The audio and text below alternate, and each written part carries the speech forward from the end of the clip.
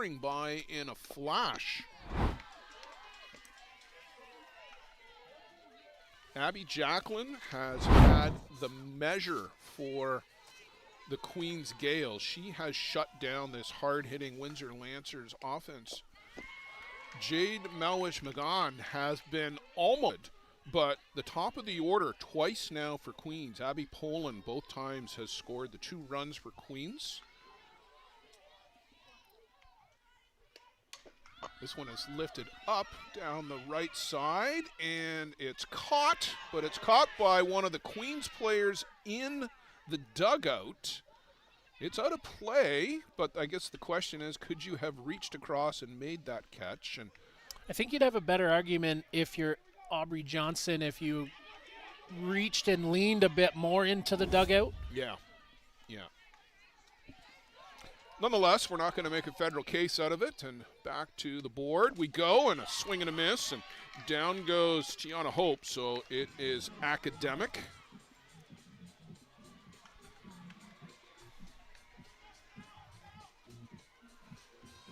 Seventh strikeout on the night, the morning/afternoon for Jade Melwish-McGahan.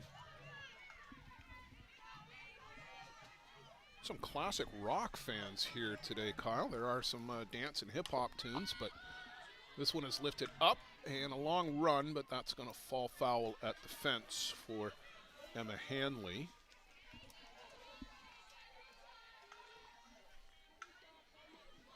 Salvucci, ground out, fly out.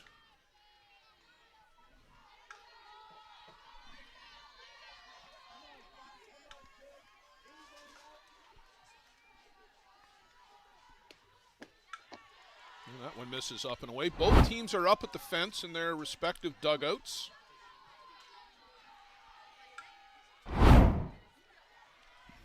On the other diamond, it is 3-0. They're in the 7th inning as well. Toronto up on top of Western.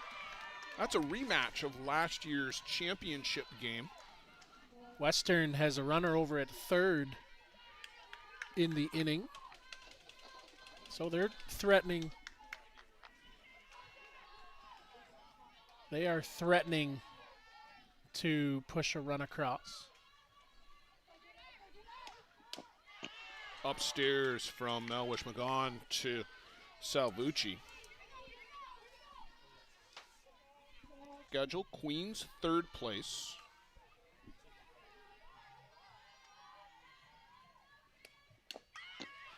Just off the outside corner. 56-mile-an-hour drop there from McGahan. We got all the bells and whistles today, Blair. I was impressed with that strike zone graphic when it came up from Luciano. Thought I had seen everything this season, but I was wrong. The evolution of Softball Premier continues. This one is lifted up and onto the grass over by the line, ranging well over. In behind the bag is Kylie Hickey to pull that one down. And Kyle, so happy that you were able to bring Luciano and Carol here to Napanee for this tournament. Have set the standard so high for fast pitch softball coverage throughout this summer and going all the way back to the summer of 2021 when we were first able to get together. And it's always a pleasure to work with Luciano and Carol, and along with yourself and Joe Todd. This one is punched out over the head. Katie Morrison aboard with a base hit. Going to try and stretch this one into 2, and does, standing up as that one falls in between Hickey and Nelson out there in center right. And some good base running by Katie Morrison with a 2-out double. Well, just took a bounce and past the center fielder, Lauren Hickey. That's how you get extra 60 feet. I was wondering how she advanced into 2 as that ball looked just down and over. But it takes an unpleasant bounce, and it's an extra 60 feet. We'll have a pinch runner, Blair, coming here for Queens. Sophia Luschner. And a final from our Cub reporter Joe Todd, 3-0 for the U of T Blues. 3-1 make that. So Western will drop into the repechage bracket, while University of Toronto will stay on the winner's side.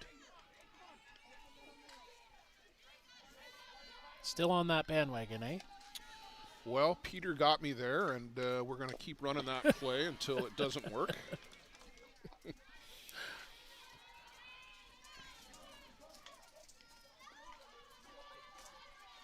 So Toronto moves on in the bracket. They'll come up here at 3 o'clock on diamond number 1, and we'll take on the winner of our game here going on right now.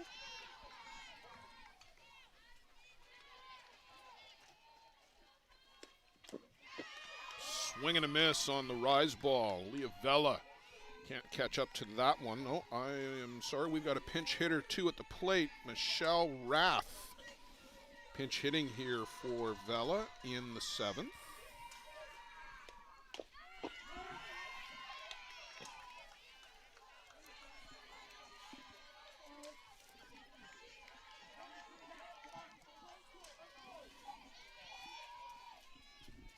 So Rath 2-2. Swings through, drop ball in the outside corner. Mellish McGann strands the runner at second. Windsor, last call, trailing by 2, will go to the bottom of the 7th.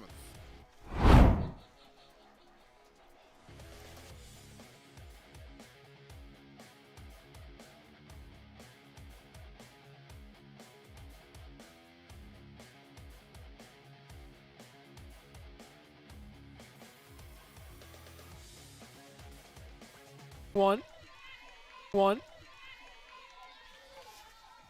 Kyle, 14 strikeouts so far for Abby Jacklin. She has just dominated this lineup. Off speed, 4 strike 2, 44 miles an hour. That's a knee buckler.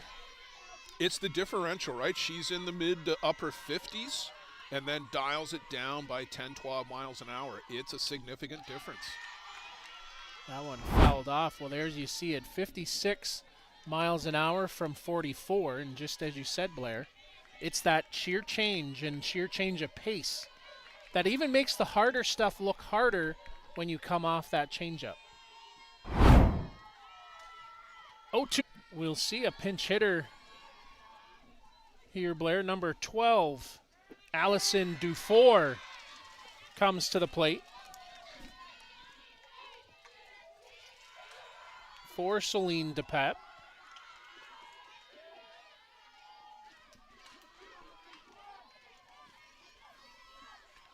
Jacklin gets up after it, swing and a miss for strike 2, so 2 quick strikes. You'd like here maybe just a timeout, Blair, just a quick talk with your hitter just to break the momentum that Jacklin and Salvucci are on. Inside corner, called strike 3. Turn it around and watch it go by for out number 2. 16 strikeouts here this afternoon. Tia Nelson now at the plate. She's 0 for 2. A comebacker to the mound and a strikeout here for Nelson. In on the corner for called strike 1. And the other thing we haven't talked about, Blair, but something that Abby has done all day, she's worked from in front of the hitters. Oh, without a doubt. That ball straight up on the infield. Vanden Heuvel, the senior, under it. She makes the catch for out number 3. And like that, Queens punches their ticket to the next round in the winner's bracket. They'll take on Toronto a little bit later on this afternoon. Windsor, tough luck loss, run into a hot pitcher in Abby Jacklin, falling 2-0. They'll take on the Western Mustangs a little bit later on. But Blair, it's Abby Jacqueline and then some here this morning. The queen in her court, and Abby Jacqueline prevails for the Gales. 16 strikeouts for Jacqueline. We will step aside. We'll come back at the top of the hour for Laurier and York here in Napanee at the 2024 OUS Championship. For Blair Setford, I'm Kyle Smith. For Luciano and Carol in Softball Premier TV. So long for now. We'll see you at 1.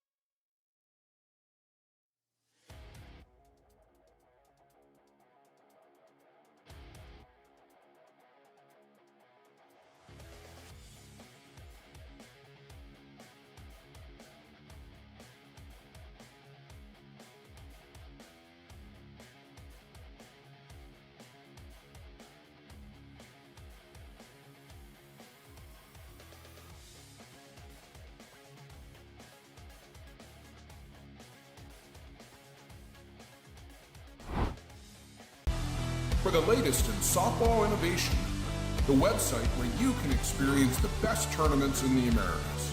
Live games, news, tournaments, and much, much more.